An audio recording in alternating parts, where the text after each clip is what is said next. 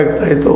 ರಾಷ್ಟ್ರ ಮಟ್ಟದಲ್ಲೇ ಅಥವಾ CID ಆಯಿತು, ರಾಷ್ಟ್ರ ಮಟ್ಟದಲ್ಲಿ CBI, IT, ED ಅಲ್ಲಿ ಕೇಂದ್ರ ಸರ್ಕಾರದ ಪರವಾಗಿ ಕೆಲಸ ಮಾಡೋದು ನೋಡಿದಾಗ ಇಲ್ಲಿ ನ್ಯಾಯ ಎಲ್ಲದಪ್ಪ ಅಂತ. ಹೌದು, ಎನ್ಕ್ವೈರಿ ಆಗಬೇಕಾಗಿತ್ತು. ಸಿದ್ದರಾಮಯ್ಯ ಸಂಶಯದ ಅಲ್ಲೇ, ಯಾಕಂತಂದ್ರೆ ಈಗಾಗಲೇ ಸ್ನೇಹಮಯಿ ಕೃಷ್ಣ ಅಂತಂದ್ರೆ ಮುಂದೆ ಹೋಗ್ತೀನಿ ಕೋರ್ಟ್ಗಿನ ನನ್ನ ಅವ್ರು ಹೆಂಗೆ ಏನಪ್ಪ ಅಂತಂದ್ರೆ ದೋಷಿ ಅವ್ರು ಎಷ್ಟು ತಪ್ಪು ಮಾಡಿ ತೋರಿಸ್ತೀನಿ ಅದನ್ನು ಅವ್ರು ಶಿಕ್ಷೆ ಕೊಡೋಂಗೆ ಮಾಡ್ತೀನಿ ಅಂತ ಅವರು ಎದ್ದು ನಿಂತಿದ್ದಾರೆ. ಅದಕ್ಕೆ ನಮ್ಮ ಲಕ್ಷ್ಮಣ್ KPCC ವಕ್ತಾರರು ಹೇಳ್ತಾರೆ, ಇಲ್ಲಪ್ಪ ಇವರು ಏಜೆಂಟ್ರಿ ವಿರೋಧ ಪಕ್ಷದಂತೆ. ಅವ್ರ ಏಜೆಂಟ್ರು ಹೌದು ಅಲ್ಲೋ, ಯಾಕಂದರೆ ಕಾಂಗ್ರೆಸ್ಗರೆಲ್ಲರೂ ಸಿದ್ದರಾಮಯ್ಯ ಹಿಂದಿಲ್ಲುವಂಥ ಸಹಜದ.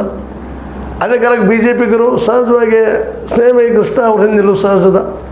ಸ್ನೇಹಮಯಿ ಕೃಷ್ಣ ಅವರು ಎರಡೂ ಪಕ್ಷಗಳಾದವರಲ್ಲ, ಆದರೂ ಇವತ್ತು ಯಾವುದಾದ್ರೂ ಒಂದು ಕೋಲ್ಬೇಕಾಗಿದ್ದಾರೆ ಹೊಡಿದಕ್ಕಾಗಿ BJPಗೆ ಈಗ ಸ್ನೇಹಮಯಿ ಕೃಷ್ಣ ಅಂತ ತೆಗೆದುಕೊಂಡು ಉಪಯೋಗ ಮಾಡ್ಕೊಳ್ತಾ ಇದ್ದಾರೆ. ಇದೆಲ್ಲಕ್ಕೆ ನಡೆದೇನ ಇಲ್ಲ ಅಂತಲ್ಲ. ಇನ್ನು ಮತ್ತಿನ್ನು ಕೋರ್ಟ್ಗೆ ಉತ್ತರ ಕೊಡೋದು, ಮತ್ತು CBI ಹಾಕಿರ ಅಂತ ಹೇಳೋದು, ಮತ್ತು ಪ್ರೊಸೆಸ್ ಮುಂದಾಯಿತು. ಈ ನಡುವೆ ಸಿದ್ದರಾಮಯ್ಯನವ್ರು ಮತ್ತೆ ಇನ್ನಷ್ಟು ಅಧಿಕಾರದಲ್ಲಿ ಉಳಿದಕ್ಕೆ ಅವಕಾಶ ಹೆಚ್ಚಾಯಿತು ಅಂತೇಳಿ ಮತ್ತು ಇಲ್ಲಿ ನಾವು ನೋಡ್ತಾ ಇದ್ದೀವಿ. ವಿಶೇಷವಾಗಿ ಅಧಿಕಾರದಲ್ಲಿದ್ದವರಿಗೆ ಶಿಕ್ಷೆ ಆಗೋದು ಭಾಳ ಭಾಳ ಭಾಳ ರೇರ್, ಭಾಳ ಕಡಿಮೆ. ಅದರಲ್ಲೂ ಸಿದ್ದರಾಮಯ್ಯರ ವಿರೋಧವಾಗಿ ಪಕ್ಕ ಹೌದಪ್ಪ ಇಲ್ಲೇ ಐತಿ ರಿಟರ್ನ್ ಡಾಕ್ಯುಮೆಂಟ್ ಮತ್ತು ಡಾಕ್ಯುಮೆಂಟ್ಸ್ ಇಲ್ಲ ಅಲ್ಲಿ ಇನ್ನೊಬ್ರು ಯಾರು ಮಾಡಿದ್ದಾರೆ, ಅವ್ರ ಮೇಲೆ ಪ್ರಭಾವ ಇವ್ರು ಮಾಡಿದ್ದಾರೆ ಅಂತ ಒಂದಾದ.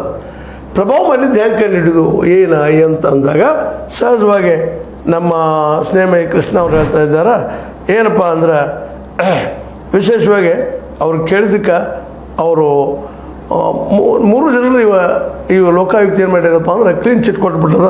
ಒಂದು ನಮ್ಮ ಸಿದ್ದರಾಮಯ್ಯರಿಗೆ ಅವ್ರ ಪತ್ನಿ ಮತ್ತು ಅದೇ ಕಾಲಕ್ಕೆ ಇನ್ನೊಬ್ಬರು ಮಲ್ಲಿಕಾರ್ಜುನಯ್ಯ ಅವರ ಸ್ಥಳಕ್ಕೆ ಅವರಿಗೆ ಮುಕ್ತಿ ಕೊಟ್ಬಿಟ್ಟಿದ್ದಾರೆ.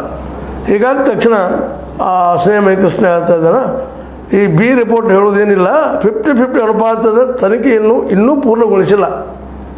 ನಮ್ಮ ಸ್ನೇಹಮಯಿ ಕೃಷ್ಣ ಹೇಳುವಂಥದ್ದು 50-50 ಅನುಪಾತದ ತನಿಖೆಯನ್ನು ಇನ್ನೂ ಪೂರ್ಣಗೊಳಿಸಿಲ್ಲ. ತರಾತುರಿಯಲ್ಲಿ ಅಂತಿಮ ವರದಿ ಸಲ್ಲಿಸಿರುವುದು ಕಾನೂನಿನ ಉಲ್ಲಂಘನೆ.